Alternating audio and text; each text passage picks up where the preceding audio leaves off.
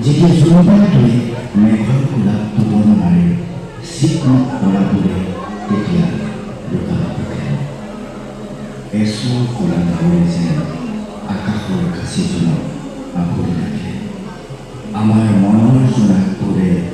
লাহে লাহে গজালি মেলে জোনাক নিশা আইতাৰ সাধু কথা মানে আমাৰ অসমীয়া সমাজৰ বহু পুৰণি পৰম্পৰা সময়ৰ মন থিয় হৈ আহক এতিয়া উভতি চাওঁ সেই তাহানিৰ আইতাৰ উমলান কোলাত মূৰ ধৰি জোনাকৰ যিকোনো আইতাৰ আচৰণৰ দৰে